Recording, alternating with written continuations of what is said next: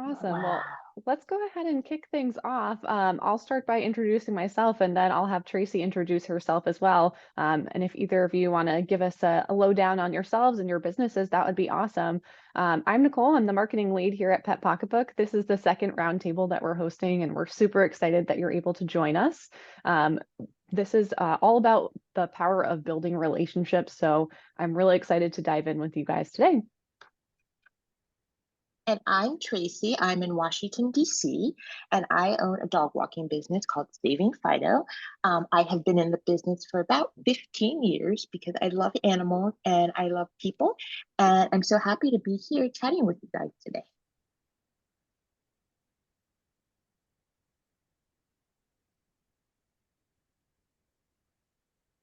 Who next? Sorry, go ahead. Okay.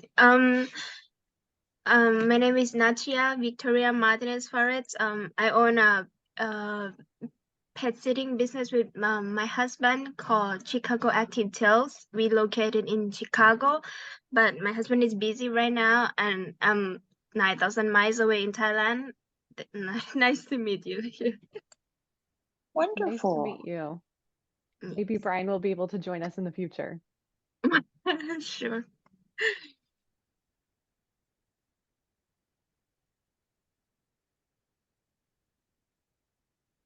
Ruby, if you're able to, do you want to introduce yourself?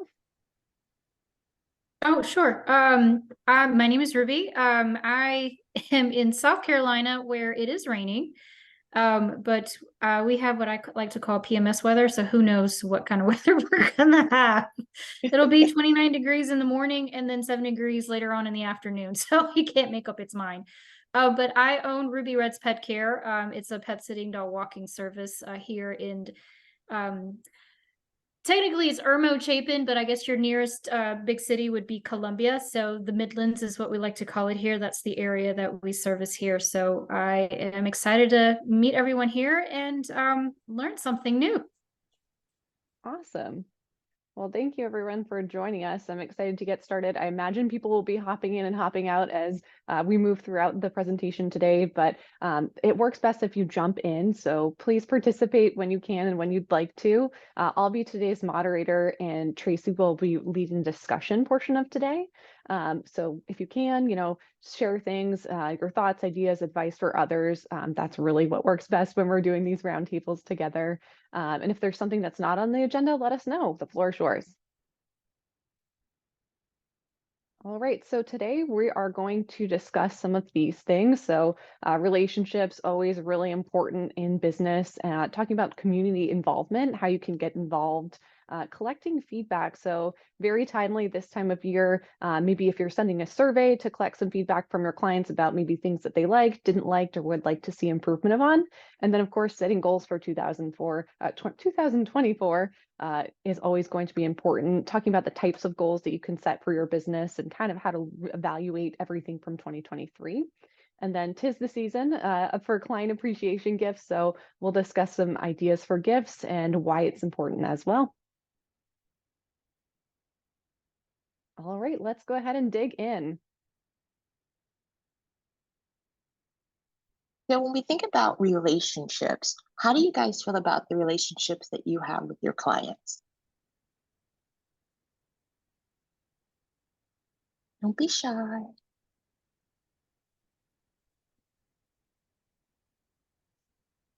right, well, here's kind of the hint. Being business owners, we know that our clients come to us honestly because they like us. We're not necessarily the cheapest or the glossiest, but they feel something where they really like and they trust us. And relationships go both ways. You know people's secrets. We take care of their pets. Their pets are part of their family. So we make a big difference in their lives. And one of the reasons that they come to us is because they know us, they like us, and trust us. I don't know if you remember that slogan in the United States, but it was know, like, and trust. Basically, if you can get people to know you, like you, and trust you, you've won them over. And building rapport is part of that. So building rapport is just kind of conversations day to day. We see our clients, we talk to them, we chat with them, we send them notes. That's communication about their dogs, about their babies, about their cats, their kitties, their fish, their birds, and everything. So we want to communicate and share information with them all the time. And then that leads to consistent service. Whether we're solo or whether we have a team, it's super important that we're always the same. So our brand is the same, the way we do things is the same. What do you guys think about that? I'd love to hear any tips or advice you have. Hey, Tracy, I'm so sorry. Yeah. This is Ruby. You kind of kept going in and out a little bit. I'm pretty sorry. sure it's my funky weather here in the Yeah. South. Would you please repeat your first question? And I totally forgot it. I think my question was along the lines of, how do you guys feel about the relationships that you have with your client? So seeing them every day, whether you do or not, whether your team sees them, how do you feel about the level of the relationships that you've built with them? Okay, gotcha. All right. So I'd like to volunteer as tribute if no one else is. Of course. So funny, I actually did a podcast interview earlier with the Pet Sitter Confessional, if you guys are familiar with them. And yeah, Colin and Megan are awesome. And we talked about client relationships, and one of the things that I talked about is establishing who you are as a business. It's so important. And the type of business that you want to represent. And one of the things that they mentioned was they were taken away, about how I had posted some professional headshots. And, I said, that's the kind of business that I want to represent, is a professional headshot. Not cute selfies in yoga pants, and that's what we wear in the field, don't get me wrong, but when we're out networking and meeting new people, then you want to represent yourself in a professional manner. With that means that people take you serious, and when people take you serious, they want to know more about what you have to offer. And knowing that, then that kind of gives you a little toe bean in the door, if you will, with building that relationship with those clients. So for me, when I first started, that was definitely something that I wanted to do, was to change the mindset out in the industry that we are business owners. We're not just a pet sitter or a dog walker. We're a pet sitter and dog walker when we're out in the field, not primarily. And having those one-on-one conversations during those meet and greets, or when you're networking and talking about your businesses and your services in a professional manner. That way they see you as that serious business owner, and then they start asking the real questions about your business services, not about, well, my pet takes 1 cup of dry kibble. Well, that's cute. Let's talk more about us. So Right. I think my relationship with my clients, we definitely have a mutual respect. They respect me as a business owner, and I respect them as a client. And the more that I service my clients, the more personable our relationship becomes. And at some point, I start becoming mom number 2 Yes. to these pets. So, and I had mentioned in my podcast that I'm pretty sure there's a good handful of my clients where if I open the door, the dogs have no question about getting in my car. Absolutely. That's Hi, Mom. wonderful. So I, that's definitely a huge majority of our business is building those relationships, and everything else just kind of falls into place where it needs to. Mm-hmm. And that's How's wonderful, that? Ruby. That's perfect. And it sounds like you're doing a great job, and you have done a great job of showing professionalism, building professionalism, and developing those relationships. Like, those clients aren't going to leave you. You could raise your prices. You could probably double your prices, and they're not going to leave because they know, they like, and they trust you. And that makes a big difference. I remember reading once that technically, we are a luxury service. We provide something that people don't necessarily need to have. And that always goes into the way we practice and the way we behave and the way we treat our clients and our clients' babies. So it sounds like you are mastering that. And I can't wait to hear your podcast. I'm really excited about that. Yeah, super excited to hear that, Ruby. That's awesome. Really looking forward to when that episode drops. Yeah. Yeah, coming soon somewhere. I think they said late January, early February. So follow me on Instagram. Yay. What's your handle? Ruby Red's Pet Care. Oh, I like that. Awesome. Very simple. Simple is good. Simple is very good. And as Ruby mentioned, it's about that relationship. It's about the client. It's about making them happy. And again, that professionalism matters. That's the difference between us being professionals and hobbyists. A hobbyist is, your neighbor's kid, sister's friend, brother who's home from college who can maybe come over and, feed the cat after they come back from the movies or soccer practice. That's not us. We're running a business. So it's really important to differentiate. Awesome. Can we go to the next slide? Yeah, of course. I did want to mention before we move along, one thing I had found interesting as I was kind of looking into this and the importance of the relationship building was that customers will tell an average of 9 people about a positive experience that they've had. But if they have a poor experience, they'll tell 16 about it. So there's a lot of power in having a positive experience, so it's really important to kind of build those relationships and create a strong foundation, be mom number 2 for them. Yes. I like mom number 2. That's super important. And then extending from that personal relationship is the community relationship. Our communities matter. It's super important that, givers get. We want to make sure that we're in our community and that we make a difference. How are you guys feeling about the relationships that you build in your local communities?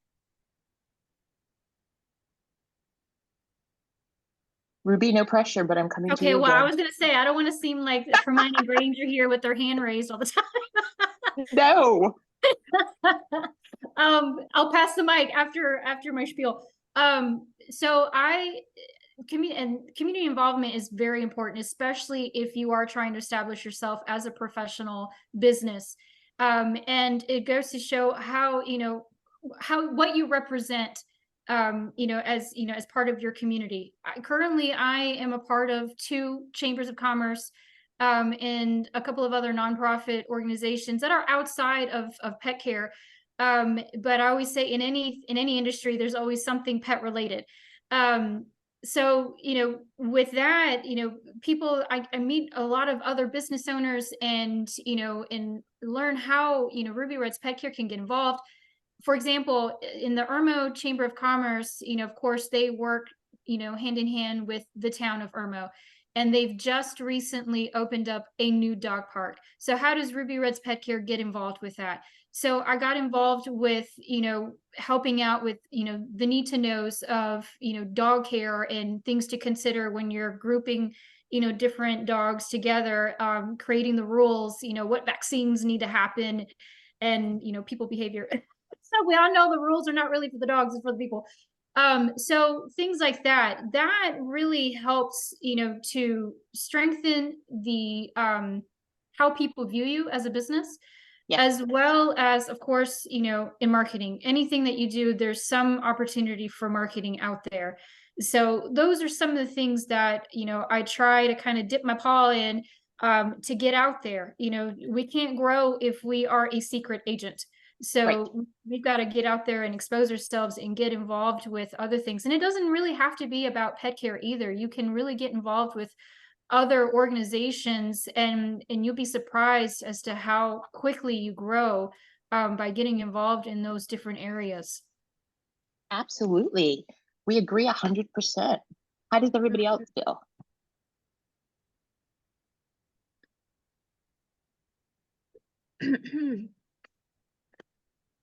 Ruby, I have a question for you. When did you first get involved with the Chamber of Commerce? How did that relationship start? I've been a member of Irmo for a little over 3 years now. And I actually joined right after the calm of the pandemic. So it was 2021. And I was trying to look for ways to, when the pandemic happened, I was one of few that still survived. And I was trying to find a way to encourage people to, book pet care again. And I looked around in my community to see what was out there. And I was like, oh my God, the Chamber of Commerce, duh.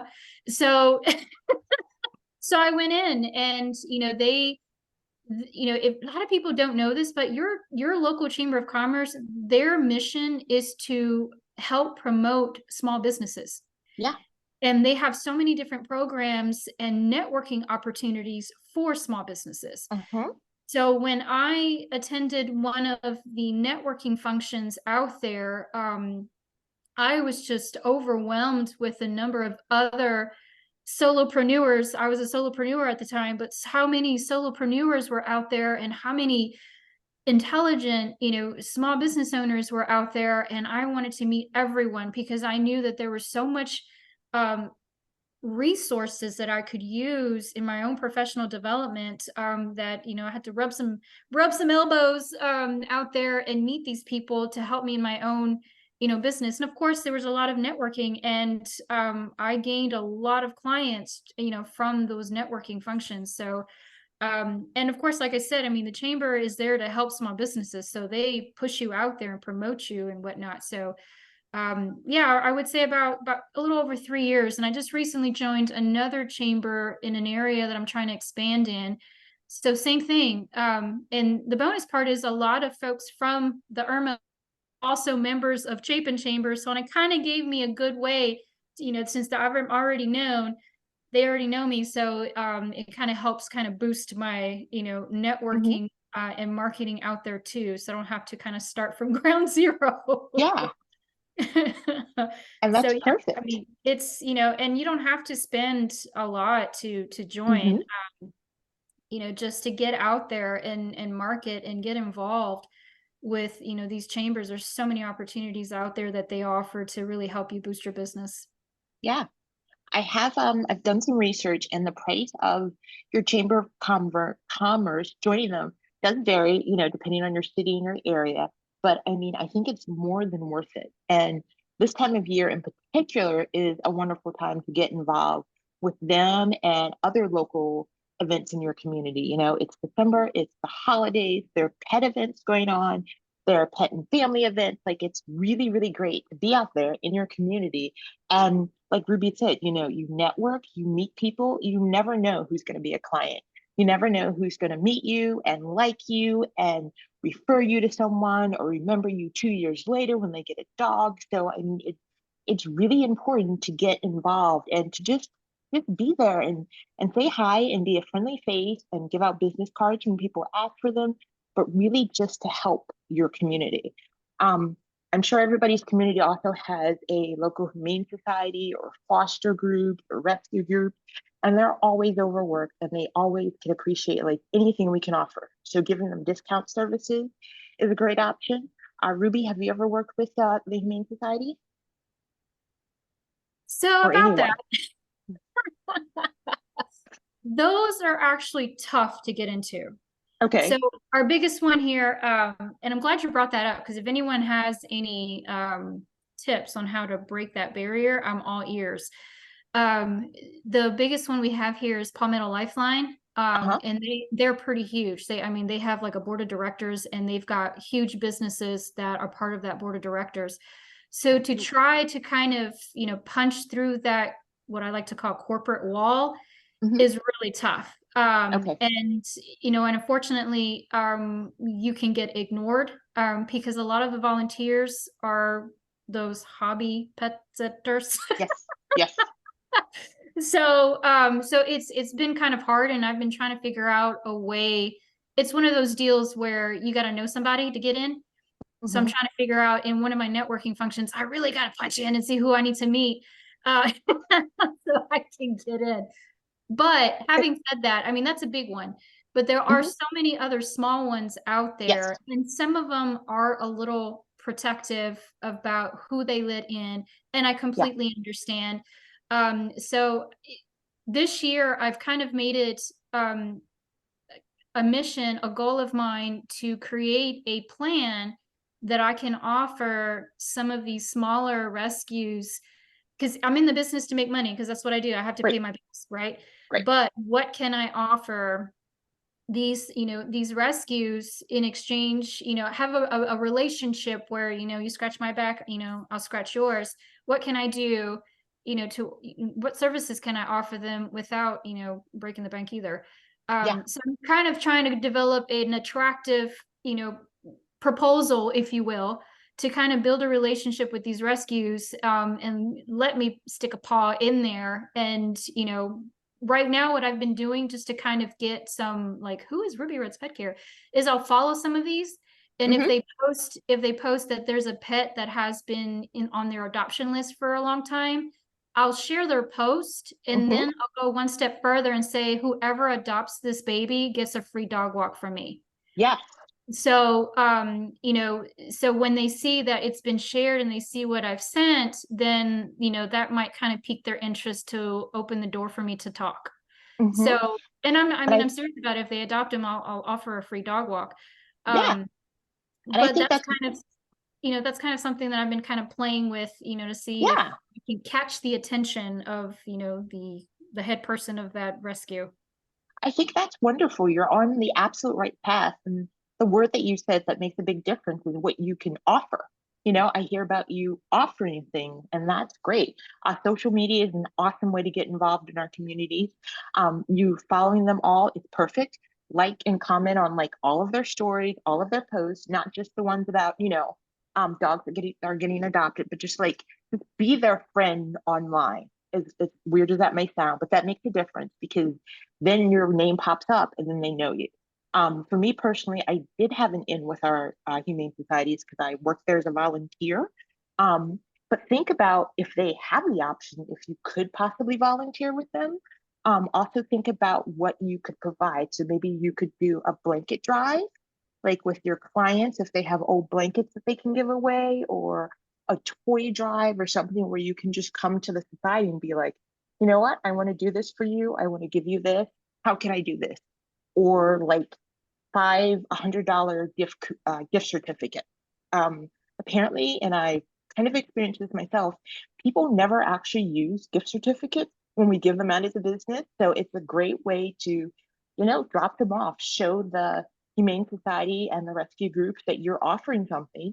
And, you know, maybe ask them if they can put them in every adoption pack, with every adoption pack, that is, with every pet that goes home. You're not really going to lose a lot of money because a lot of people don't remember to like actually redeem it. They remember you, they call you, but they don't remember, hey, I have this card. But definitely the way you're thinking about what you can offer makes a big difference. Brian and I we met in Phuket, and when we start to dating and we've been serious, he has adopted a dog from Thailand. It was a stray dog, and then we went to a restaurant and then we found one. He jumped on Brian, and then they just fall in love. So I was the one who like do all the documentaries to bring a stray dog from Thailand that live under the rock, and when it's rain, it has to run under the car because it has no place to cover itself. Yeah. So we decided to adopt him. Nowadays, he just live in the house like a king. Yay. Brian always said that we cannot always help all the dogs, but at least if we make one life better, it's the best. It's a great thing we can do. Yes. And that's so wonderful of you two. And just sharing that story, whether on social media or, you know, telling people what you've done, that makes a big difference. It shows how you did something. And when people hear that, they might want to get involved the same way you did. So that's absolutely wonderful. You guys are so awesome. Wow. Thank you. But all of these are ways that you can support your community. And, you know, we can brainstorm more after, but just think about all of this. Moving to the next slide, the next thing to think about is kind feedback. So like we said, communication is a two-way street. And a big part of communicating is listening. So listening is key to any good relationship. And you always want your business to be growing, whether it's getting bigger or just getting better. So collecting feedback from clients is super important to make sure that, you know, if you have a problem, it doesn't happen again. You want to design effective surveys and ask about satisfactions. And you want to use this information for testimonials, which can be social proof and help other people see how much your clients love you, because that's going to attract them to you as well. So how many of you right now use surveys for client feedback or use testimonials on social media or just ask clients how things went?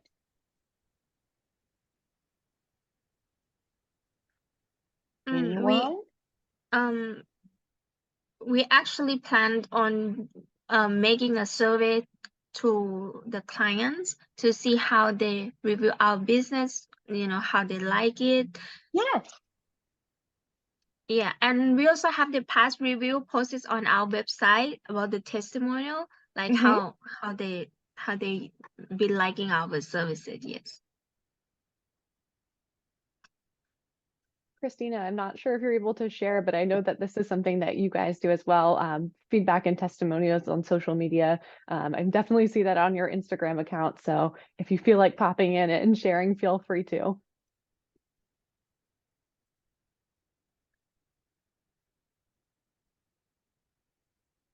Hi, sorry. I was trying to find the unmute button.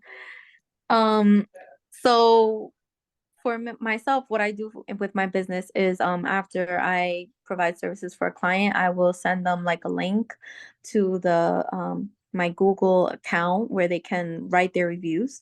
Or sometimes they'll even ask me how to do so, and then my social media team will take that and they will, we'll use it for our social media.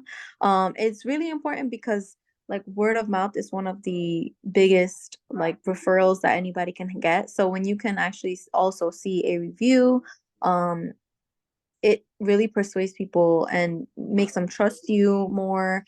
So it's really powerful. I always try to make sure that I reach out to the client, see if they have any feedback as well, like on the service. Maybe they have like a recommendation on how we can be better, and then I implement that. I let my team members know so that way they can be a little bit more attentive for the next visit. That's really good, Christina. How long have you been doing this? We've been doing this since 2016, so it's been quite a while.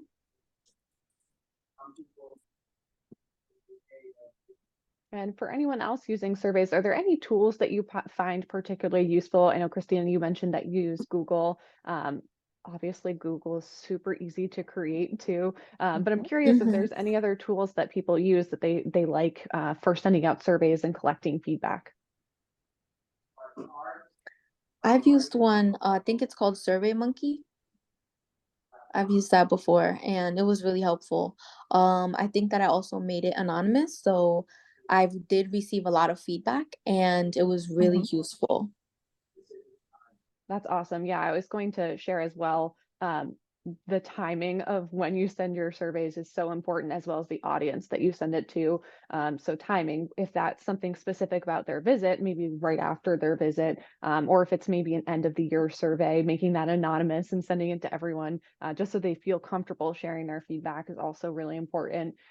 Sometimes the feedback that we have to share isn't always so nice or kind, but that's how we make improvement. You can't improve unless you get feedback. And when you imply that feedback, clients will notice and they'll appreciate that they're being heard. They know that they're being heard. And I think posting those types of reviews that people do want to leave you for praise is always a great way to kind of share with other pet parents what they can expect when they work with you. And that's absolutely true. And like Nicole said about, the word of mouth, you'd rather hear it from your client that they're not happy with the fact that you lock both doors than have them leave and then tell somebody else and have it get back to you that way. You'd rather hear it from them.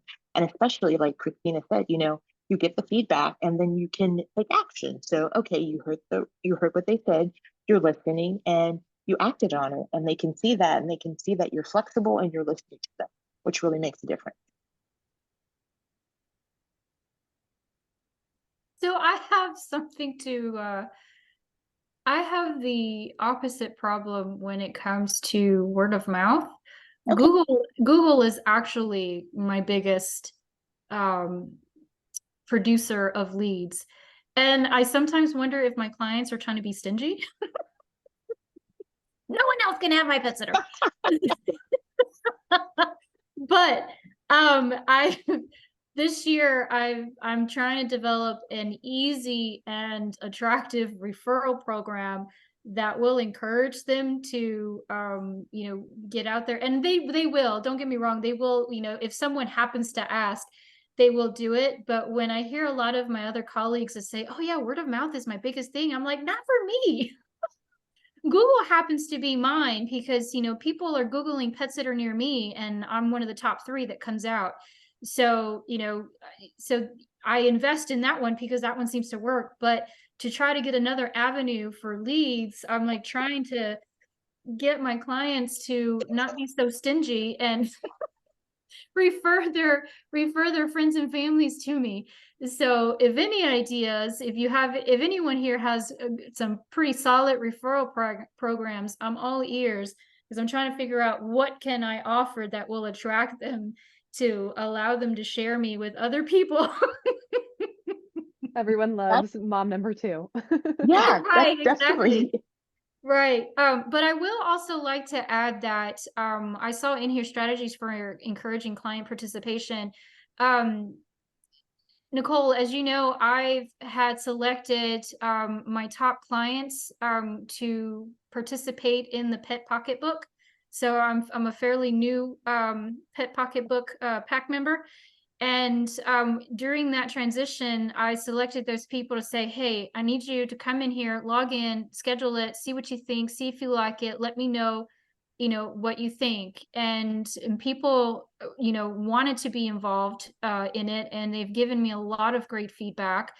And I think that, that kind of also enhances, your relationship with your clients because they feel a part of your pack. Yeah, they feel So, heard and listened to. in Yeah. any kind of business decision that I want to make that will have an impact on my clients, I want to make sure that I involve them as well, because it's going to affect them. So, I want it to be a positive experience for them. Absolutely. And we can talk a little bit more about, the audience and the timing, and more in detail about, the strategies for getting that feedback in our surveys. So when we think about our audience, it's really important to think of, okay, who we're going to reach out to. If we reach out to a client that we serviced, 12 months ago, they may not be the best because they may not be aware of the way we currently do things. And honestly, they might not remember. So when I did pet sitting, right now I'm just dog walking, but when I did pet sitting, we had it set up that as soon as a client came back for a pet sitting visit, we said, welcome back. We're just checking in to make sure you got home safely, first of all. And then you don't need us to come, because you had a flight problem or something. But we would ask them, how did everything go? So it was kind of like right on their mind as soon as they got in. And that was awesome. So that's when we sent the targeted surveys. For the broad survey, especially in Pet Pocketbook, it's super easy to decide, okay, let's reach out to everybody we serviced over the fall. We maybe had some issues with, let's say, a lot of rain, so walks were shorter, or, we got comments from people about like dogs and wet feet or something like that. So let's reach out that way. And then Nicole can, show you a little bit more about how to in Pet Pocketbook, but it's really important that we ask the right people the right questions. If you do pet sitting, you want to ask pet sitting questions. For dog walking, you want to focus on dog walking. What do you guys think about that? Yeah, Tracy, I think that's a great point, making the questions relevant as well. Also, I know we have a lot of questions that we want to make sure, things go smoothly. And I think there's definitely a time and a place to ask those really specific questions to learn how things went. But there's another time too, where maybe you want to keep things broad and just ask a single question. And that way it's open-ended. So it encourages people to share as much or as little as they'd like, but making it less overwhelming. So when they click your feedback form, it's not, here's 10 questions. It's just one question. How'd everything go? And I think that's really important too. And as Tracy said, the type and the timing of the survey message is important too. In Pet Pocketbook, there's different ways that you can create messages for people. So maybe if you want to send out an end of the year survey to all of your clients, you can easily do that in Pet Pocketbook by just selecting all client families. And maybe that one's a little bit more broad. Or maybe you want to keep it targeted and say, what was service like this year? What would you like to see us improve upon? What did we do well? And then you can take it a step further too to say, okay, let's actually only send it to people who had service this week or maybe this month. That way you're keeping that message up to date, tailored. Another really good example of using messages for relevant timelines, and I know this is not feedback related, but there's that mystery illness going around right now with dogs. Vaccines are super important. So you can use PetPocketbook to send out a message to clients too, just saying, hey, noticed your vaccinations weren't up to date yet. We need you to get that done because, your pet safety is just important to us as it is to you. And there's a separate reporting dashboard now too, where you can see all of that in one place. So you'll be able to keep track of those vaccines and also message your clients so that your message is both timely and targeted. And that's super important. When we moved to PetPocketbook, it was because we tried lots of other software programs, and this isn't an ad for PetPocketbook, but I love the way that PetPocketbook made it easy to see that vaccine list. Like Nicole said, like we really want to be aware of, especially in the winter months, that our dogs are up to date with their vaccinations, especially when we do boarding. When we have one sick animal around another one, that really can cause a problem. And we had a pneumonia outbreak here in the Washington, D.C. area over the summer, and it wasn't the same bug, but some dogs were sick for like 2 months. And there were a couple people who actually got like ventilators in their home, like the whole thing, because their dogs were just getting so sick. So that's just another thing to think about. And then in case anything ever did happen, let's say you found out a dog was sick, you can use this and you could reach out to families with appointments on that particular day or that particular week. And you could just say, we unfortunately found out that this happened, and we just wanted to find out if your dog has been showing any of those symptoms. This is the worst case scenario for the survey, but it is one of the options that we have here in PetPocketbook. But we can go into more positive stuff in the next slide. So goals. So we're coming up in a new year in 31 days. And what do you guys have planned for in the new year that you haven't done this year? What are your goals for next year?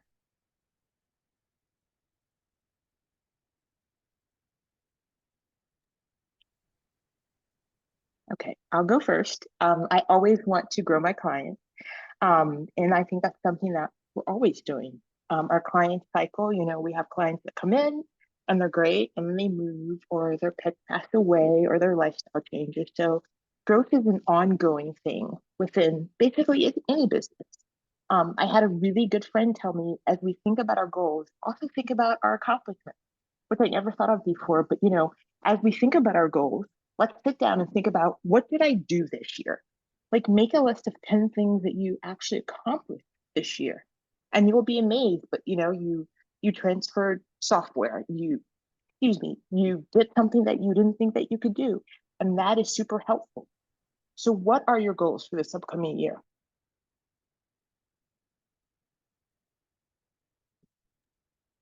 Okay, I'll go if no one else is going to go. Yes, please.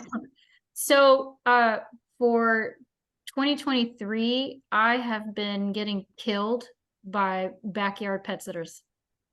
And yeah, I know it's really weird. It's extremely saturated here in South Carolina. If I don't know how anybody else, if anybody else has noticed this, like when you're hiring and you have to reject a candidate because they're not, they don't meet the needs that you need, then a couple of days later, they're posting that they're a pet sitter and they're undercutting you with price. And, it's one of those things where, how do you tackle that without, devaluing your business and your services? So something that I've started initiating, and I'm still kind of trying to come up with some other ideas, is, I created this marketing campaign that says, "Who's in your house?" Ooh, I like that. Who's in your house? Because a lot of these, backyard pet sitters are not insured. They're not bonded. They're not even legal businesses. So, and here in South Carolina, you have to have a business license in any county, state, and municipality that you service. And I guarantee you that 75% of them don't even have it. So I've, even written an article and posted it on the our local newspaper about why it's important to hire a professional pet sitter. And I've even added why it's important to hire a legal professional pet sitter.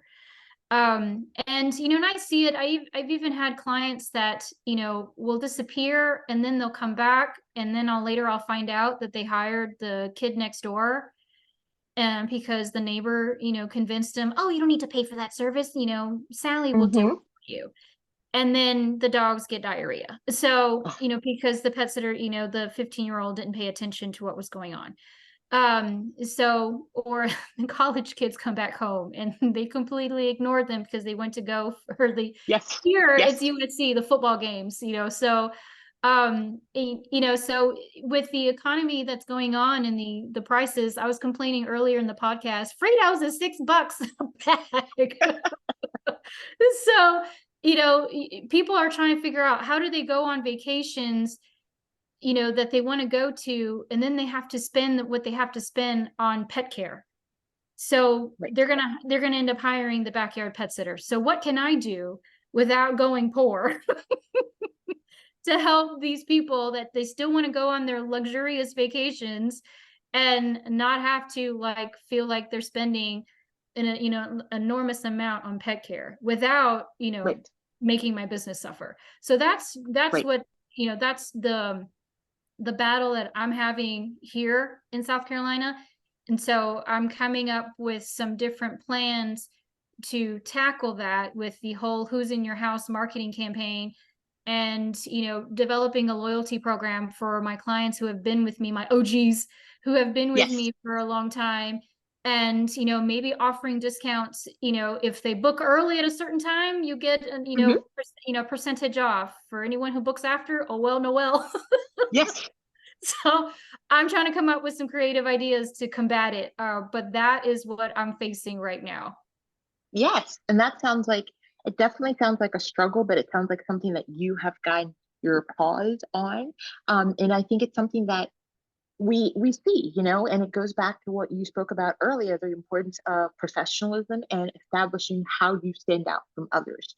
That's a big way that we communicate, the value of our services. I remember reading somewhere that, nobody thought that bottled water would be an actual industry. Like, why would anybody ever pay for bottled water? We get it from the tap, we get it from the fountains, like it comes from the sky, and they just thought it'd be ridiculous. And now the bottled water industry is like $1 billion industry. Why would people pay for bottled water? Well, you think about it, it's the way you market and the way you present yourself, your company, and the services that you provide. So all of this goes into thinking about planning for next year. We don't have to decide on January 1st, okay, let's start getting some goals together. We can decide now here in December. We can review our performance and our analytics. PetPocketbook does a great job of that. I love reports. We can see our client growth. We can look at each client. We can see our top 20 clients, and we have a great thing that we can do with them in a couple of slides. We can budget for our marketing. We can budget for advertising. We can develop quarterly goals, which is super important. Don't just set a goal for okay, for 2024, I want to do this one big thing. Make a monthly goal. Make a weekly goal. Give yourself checklists so that you know that every little incremental step is taking you to something bigger. But think about all these things and plan them. And you want to have a goal that's solid. I think everybody's probably already heard of SMART goals, but you want your goal to be specific. So you want to say, okay, I want to grow my dog walking, and you want it to be measurable. I want to grow my dog walking by 10 clients. You want it to be achievable. So 10 clients, not 100,000 clients, but 10 clients. You want it to be relevant. Growing your dog walking clients is relevant to your business, and you want it to be time bound. So I want to grow my dog walking clients by 10 dogs within the next 3 months. That's the goal that you can look at, and then you can grow on, and then you take the next steps from there. But goals are super important. And like I said before, think about your accomplishments. Go back to last year, or go back to the beginning of this year, actually, and look at your reports. See where you were before. You'll be amazed at where your profits were, where your clients were, what you did, and what you accomplished this year that you didn't even think that you could accomplish. So use this time to reward yourself, to reflect on what you've done. Yeah, great point, Tracy. I think it's really important as we're approaching the end of the year to also look back at this past year in 2023, both from a financial perspective, but also look at our business processes. You know, what works, what doesn't work, where's there friction in our process that we can eliminate by doing X, Y, and Z. And then when we identify those opportunities, that can become a goal for 2024. Of course, looking at our sales is important too. What marketing campaigns work well or don't work well? Maybe things need to be tweaked. Those can be goals for 2024 too. Also, through use of your client surveys, you know, what do your clients want to see changed? How can I implement that feedback? And also, it's important to communicate those goals. So if you have specific goals, let your clients know about them so they know what they can expect in the coming year. Because you've created SMART goals that are going to be achievable and time bound too, you should be able to hold yourself to those goals because there's something that you set yourself for yourself that are realistic to accomplish. And I also think it's important to look at what we've achieved and look at setbacks. So looking at what you've done well is super important too. Celebrate your accomplishments, especially if you have a team. That's really important too. One of the things that goes a long way with employees is just recognition. I know this is an industry where it can be really difficult to pay yourself and pay your team something that you feel is worth the work that they're doing. You know, the work that everyone's doing is invaluable. You know, you're taking care of pets. These are people's babies. But recognition goes a long way and it helps keep employees engaged. So when you have a large team, you might not be able to give them, you know, $100 bonus, but if you can give them recognition in front of the rest of your team and on social media with clients, that keeps them engaged and that makes them want to stay with you and do a great job every day. So when you get feedback about one of your team members doing something really well, share that with everyone else and let them know how they went, you know, above and beyond, went the extra mile. And that's a great reflection on your business too. So those types of employees can be your ambassadors for the brand and the business too. So they can help you grow and expand the business as well. And as Tracy said, setting those goals, smart, achievable goals is really important as we're looking into 2024. There's so much that you can do with goal setting, but it really needs to be tailored to your business. So I wouldn't recommend trying Googling what are goals to set for myself in 2024. Only you know what you should be able to accomplish and what's relevant for yourself. So just keep that in mind. I know it can be really intimidating thinking about, you know, reviewing everything that we've done in 2023 and then, you know, how do we want to change that in 24? But just kind of take a step back, look at it from a big picture perspective, and then go granular, set those goals for yourself and, you know, always evaluate where you're at. Check in throughout the year and say, okay, what have I achieved? What have I been a little bit off the mark here? And just be adaptable where you can be. Absolutely.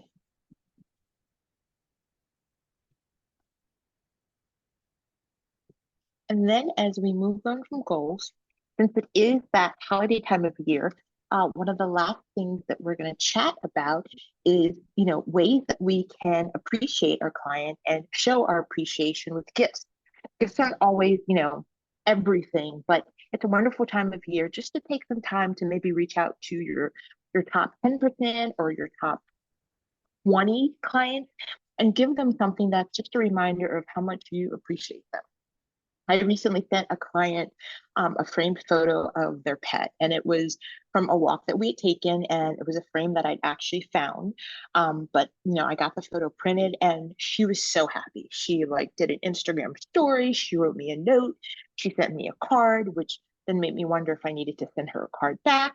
But she was just so happy, and it's like that built the relationship. And I have another friend whose dog passed away, and she was telling me the only photo that she had printed of her dog is the one that her dog walker gave her 20 years ago, and she still has that. So think about things that you can do for your clients. Think about things that you would appreciate. So anything from like a calendar or a printed photo, gift certificates to local pet shops, and that ties back in with what we were talking about with community before. You can reach out to your local pet shop and maybe come up with a collaboration where you share this, they share that. But that's wonderful. Thoughtful handwritten notes are always appreciated, especially in these days of social media and technology. Just sending someone a note. Let's see, bandanas. I've done bandanas before. They're so simple and they're so easy. And a friend actually told me you can go to a fabric store, get the fabric, cut it yourself with the scissors that have the, the zigzaggy thing. And just put them on the pet, take a picture, and it's wonderful. And people appreciate that. At the same time, you can also appreciate your staff the same way.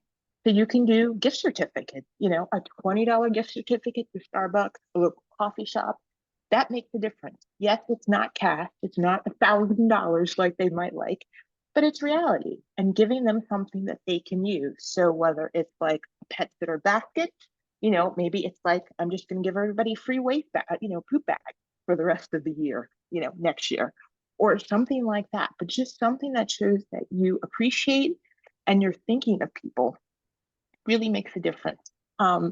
And then also this time of year, unfortunately, a lot of pets pass away, they get older. You can make a donation in a pet's name to your local humane society, and they send a gift. They'll send like a paw print or anything. But it's, you can just do $20. And it might seem like it's a lot, but for most of us, that's less than the cost of a visit. And to spend something like that for any of these gifts, to develop the relationship, to further the relationship, does make a big difference. And it helps clients remember us, and it shows how much we appreciate them. What do you guys think about that? What are your experiences with giving gifts this time of year, or any time of year? Okay, I'll go. I'm like waiting for everyone to have a chance. No, go. So here, with it being such a small town, and I try to look for small businesses that I can network with. Yes. So when we talked about a bandana, I have one that I network with. She used to be a groomer and she retired from her grooming, but she still makes pet clothes. So I network with her to purchase, some pet clothes for, some of my, top spending clients, if you will. And I leave a business card, with them so that they know in the future they can shop with, with my contact. Yeah. So I try to go to that route. Also network with a pooper scooper company. So I may purchase a gift certificate for some clients that might need a little help in the backyard. Yeah. Hint, hint. So nobody likes poopy feet. So, I kind of do that. Last year, for some of my clients that I have a really close relationship with, I ended up buying them a bottle of wine with, with like a little wine holder that was kind of personalized. And I always kind of create a little basket treat for, for the fur kids. But, it's always one of those things where like, how many gifts can I buy and not go broke? And, but still it being meaningful gifts. And usually I found if I network with some of the smaller, with the small businesses, like, Little Barks, or Palmetto Scoopers, or, or like, I think the year before I networked with Bart's Coffee and I purchased, ground coffee bags, because a lot of my clients drink a lot of coffee. So I got, a nice size coffee bag that, one, promotes his business, and two, it was a gift for my clients. So I try to go that way. And it also allows you to kind of, contribute to your community and other fellow small businesses, and hope they return the favor. Yeah, which they love will. that. Yes, They I feel like totally small will. business owners love supporting one another. So if you can get gifts or stuff like that for your clients from other small businesses, they're more likely to recommend your services. If it's a coffee shop, people have all kinds of discussions in coffee shops. So if you overhear something, hey, have you checked out Ruby? Have you checked out Tracy? Something like that. And it just, when you can grow your community and give back and support local, that is so important. And really, that's what being a small business owner is about, working with other businesses, networking, of course. So I love to hear that. And thanks for sharing it. And I love PetPocketbook's not PetPocketbook's birthday, the birthday list that they send us at the beginning of every month. Like a pet's birthday is an awesome opportunity to recognize them on social media, maybe give them a little bandana, take a picture for the mom and dad, or mom and mom, whoever, take a picture for the family.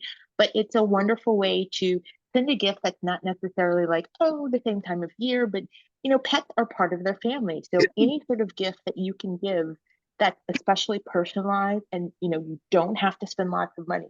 In my mind, I kind of say the gift should be like equal or less than the cost of a visit.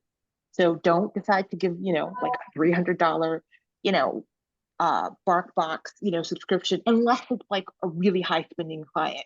But you don't have to spend lots of money. You can be creative and thoughtful and still make a big difference. We always appreciate gifts. Just a reminder, no chocolate, be aware of the animals' allergies, of course. Well, every holiday, at in Chicago Active Tales, we do separate like two different like type of client, like the one that been very exclusive with us. We're gonna share them like a little more exclusive gift to them, like wine or like a big band perfume, Yeah. because we like throughout the year we make a lot of business with them, right? So by the end of the year, like every Christmas, we tend to be generous to give back to them. Yes. And like that's what we do every holiday. Yeah. And you can totally pull up the report. And I mean, it's amazing when you see these numbers, the amount that a client has spent. So, if you're looking at a client who does pet sitting, every other weekend, and they spent thousands of dollars with you over the course of the year, then you might do a subscription or something to BarkBox or something like that. But you can see that list, and again, like it makes a difference. And there's always, it's not local, it's not the most progressive, but Dollar General, Dollar Tree has simple little gifts that we can get for our dogs, a cat. Costco often has like a pack of stuffed animals that you can get. It's like $15 and you get like 6 animals or something for a dog or something. But I really like the creative, local things the best. And then the one gift that a former boss got, which was really cute actually, it didn't involve Starbucks, but she got a Starbucks gift card and it was like refillable, and she shared it with everybody in the Facebook group, and they were allowed to just go and use it and just like, let us know when they used it. And it just kept, the amount was just still there. And honestly, she did that for a group of like 25 people. I was the only one who ever used it. But it was there, she put it there. They couldn't say that she didn't share. They just didn't use it. So, I mean, but it's a very sweet gift, and I really loved all my lattes. So think of things like that you can do, that you really just want to show appreciation for your clients and for your staff, especially this time of year.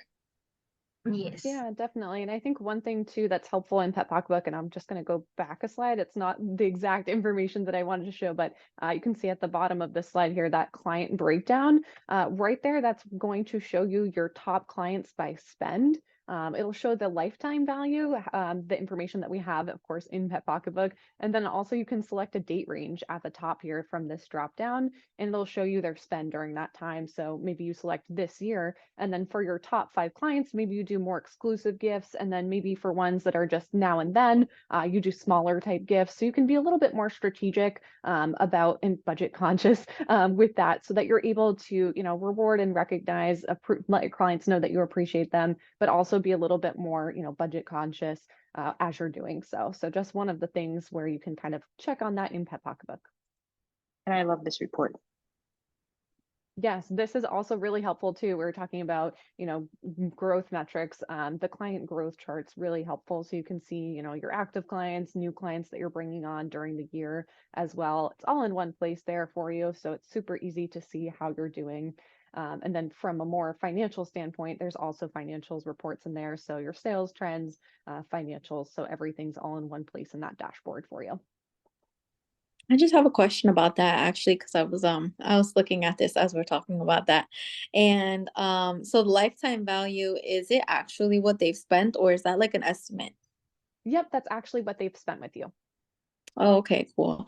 Yeah, I think this is I really was intrigued by this topic because I feel like over the years I was always so busy and I never really paid attention during the holidays enough to like buy something for my clients for many years. And they would always buy me things and I would be Oh. like, "Oh my God, like that's so nice." And I was always too busy to ever do anything. So these past, I would say like 2 to 3 years, I started trying to pay more attention. And even though we get so busy around the holidays, I try to like plan a month in advance something. So in the past, what I've done is there's a girl called Paws and Prince. Maybe somebody on here has heard of her. She does Oh. like she draws up your animal and then behind, or she'll put like a Christmas hat or a little theme behind them. It's like a illustration. And then she Oh. sends it. So I purchased it for all of my dog walking clients. It was about 20 clients. So, you know, maybe it came out to I think maybe like $200 to $300. Um and I put it in a frame from the Dollar Tree, and it was a hit. People have them even till this Oh, day. They have those photos. Everybody was so super happy with that. I've also done like treat bags with like you know, treats in it and maybe like a tennis ball in it. And for this year, I'm thinking about the different types of things I will do. But I really like this topic of today because I want to show more client appreciation, and I kind of struggle with that a little bit as far as like being professional but not like showing maybe a little too much about my personal life, like keeping it professional. So I'm trying to like see what is the balance between the two, showing appreciation but also keeping it professional. So yeah, I really like this topic, and I'm looking forward to utilizing the tools in Pet Pocketbook to show that appreciation to like, you know, maybe the top 10 clients or something like that. mhm. And I think a photo is always a great idea. I love the illustrations that you got. That sounds like such a wonderful idea. But people who love their animals, you know, always love photos. So whether it's like a caricature, or an illustration, or just like one of the photos from your phone, you know, you can take it, you can use Canva. Canva actually prints photos and they'll send it to you, and you know, get the frame from the dollar store, or whether you go to like Shutterfly and like $20 or something like that. But I mean, that's one that's personal, but it's not sharing too much of you. I've had staff members who went out of their way to like bake stuff for clients. So they made like dog treats, which I felt like was a little, I don't know, that's kind of questionable sometimes because you never know. And like, you don't want the dog to get sick and, you know, allergies, all sorts of things like that. But that's also an option. But I mean, photos, like, you definitely win with photos. And like you said, like the amount of money you spent may have seemed like a lot, but you saw how happy they were. And then when you go in the house and you see the thing there, it's just wonderful. So I love that. Yeah, And to add to that, I also used Shutterfly last year and I did magnets for Oh, their refrigerators, and uh-huh. that stood even longer. Like a lot of people still have them up, and it was just like a photo from the Pet Pocketbook report cards. I chose like the best photos. So finding photos for like 20 or so clients was so difficult looking through all those photos, but I did find the perfect one. And then like I used they had like a little layout of a snow globe. I put the dog in the snow globe, and on the bottom I wrote Merry Christmas from my business name. And people still have it up and they were so happy too. So that's another little idea. Yeah. And then Yeah, they're if like you $2 each. wow, that's really great. And then if Yeah. you have any sort of creativity, there's lots of stuff that you can do on your own. Just think about timing, you know, it's like the beginning of December, so you probably want to get stuff done within the next 2 weeks, but it's just wonderful. And then a very last option is, so I'm somebody whose birthday is at the end of December. So like January is the month that I hate because it goes from like all the fun and all the wonderful things to just like blah, cold, like PMS month. But you can always give like a January gift, or you can give like, you know, you can be different. So sometimes people are just like overwhelmed in December. They're getting Hanukkah gifts, Christmas gifts, they're just like, enough, you know? And sometimes like they just need a gift for like a blah January. So it's kind of like maybe think of that, or think ahead to like a Valentine's Day gift. So it doesn't have to be Christmas.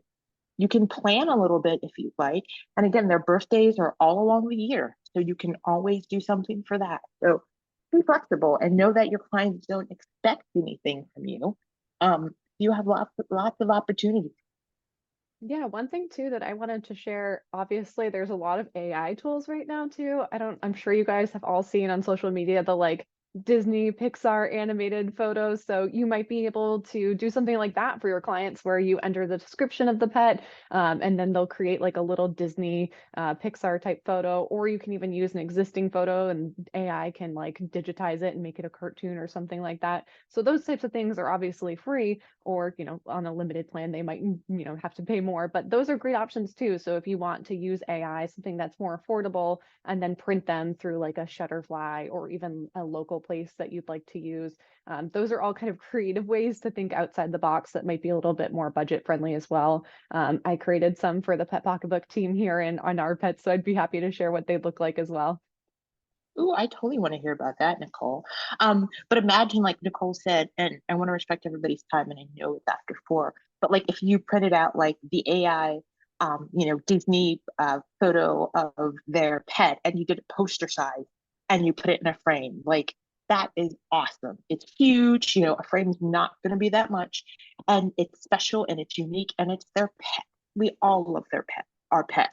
So think about things like that, and we're all going to wait for Nicole to like email us about all the details about how she did this, because this is now my number one idea.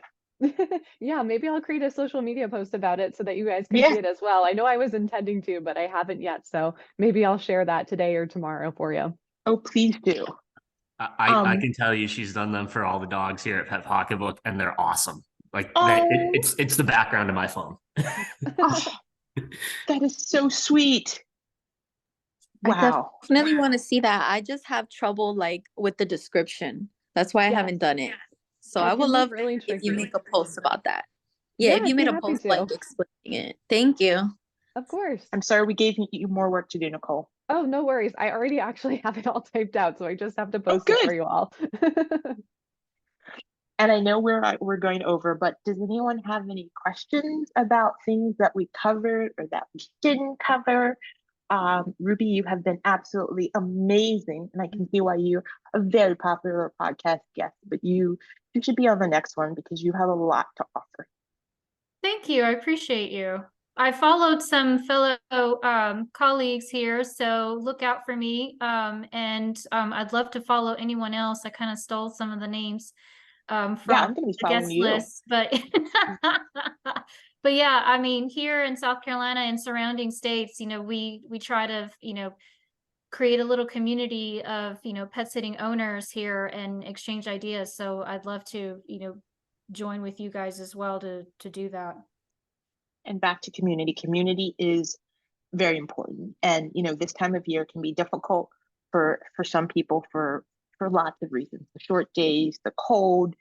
So community is here. So if anybody ever feels alone or feels isolated, you can always email me, reach out to me on social media. I'm sure Nicole feels the same way, but we're all in the same business. We've all gone through so many things together, and we take care of our pets, but we also have to remember to take time to take care of ourselves. So again, feel free to DM me, send me a note, anything I can do to help. And if anybody's ever in DC, I really want you to come and say hi. Thanks so much, Tracy. It's really been a pleasure having you today. It's always great to have someone who's equally as passionate about this industry and this field, working with pets and, of course, small businesses. So thank you so much. Everyone else, thank you so much for participating as well. Like Tracy said, this is why we're doing this, to create more of a community connection. Hearing from others is super, super important. I've listed a couple resources here for you if you want to take a look at them. But I also love to hear from you. What would you like the next topic to be? I'll send out a survey, of course, to collect your feedback. But is there anyone in particular that you'd like to hear from, or is there any problem that you're trying to solve, something that you feel is missing? I'd love to gather some ideas so we can figure out what would be helpful to talk about next. Battling backyard pet sitters. Awesome. I bet Writing Nicole all can these definitely down. put that on the list. And Ruby, one of the things I was thinking about too, as you were kind of mentioning that, is just like product and service differentiating and educating your pet parents of what that's like. I know before I worked at PetPocketbook, I've always loved pets. I had a really bad experience though, working with an app that I found someone to care for my dog through. And ever since then, I've been like very passionate about only working with professionals because unfortunately my dog did get sick and it was a horrible experience for me. I felt guilty because, you know, someone who wasn't a professional was taking care of her. And I didn't know. You don't know what you don't know. So it's really important to educate pet parents as well. So I think that's one of the things too that, you know, might be important or something to explore in the future as well. And quick question, Ruby, do you blog? I started and then I got busy and then it kind of fell off the wayside, but that is a goal for 2024 is to restart the blog. Okay. And in addition to sending monthly newsletters to my clients, I'm getting that in gear for 2024. Okay, well, that would be an excellent blog post. I'm still working on my website, but you know, people Google why hire a professional pet sitter, and you can make a list of that. You know, like you can have that there, so they get information from you. It's not marketing like saying "come hire me," but it's educating, and educating is really key because I feel like when people know the difference, like Nicole said, like they're gonna choose us. The only people who don't are people who really don't know, and they think it's okay to hire like a 7-year-old to take care of an Akita for 5 days, you know? So that's just a thought. It's definitely on there. I definitely did that article, but I probably need to refresh it so it'll, you know, pop up on the internet, you know, the whole, what is it, SEM or whatever it is.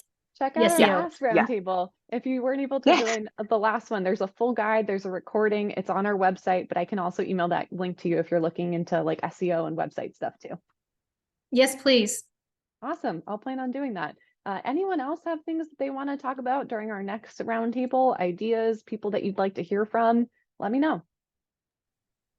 I always am looking to learn a little bit more about like expanding in your teams and like training and things like that. If that is something that's on the table, that's of interest to me. Awesome. Thank you for sharing that too. I like that. You're welcome. Brian, Victoria, anything that you'd like to hear in our next roundtable? Hi guys, I'm sorry I haven't been able to speak much. I'm at the dealership right now, but I've been paying attention. I think you guys have been covering everything, so yeah, Awesome. I'm okay. Thank you so much for asking. joining, Brian. Yeah, Thank you. definitely. Thank you for having. Thank you guys. Awesome. Well, I'll go ahead and send out that survey probably early next week, as well as the recording. I'd be more than open to your feedback. If you have ideas, feel free to email me at any time. My email here is just nicole@petpocketbook.com. If you want to bounce ideas around, need help with something, please don't hesitate to reach out. Let's connect, let's network, and I really look forward to doing this next one with you. Again, Tracy, thank you so much for doing this with us. It's been so fun, and I love getting everyone involved. These are our pets. My dog Ruby's in the bottom there, and Tracy's too as well. Thank you guys. It's a pleasure being here, and I hope everybody is enjoying the holidays. And feel free to reach out to me at any time. Thank you. Likewise. Have a good night. You Thanks, too. everyone. Bye, everybody.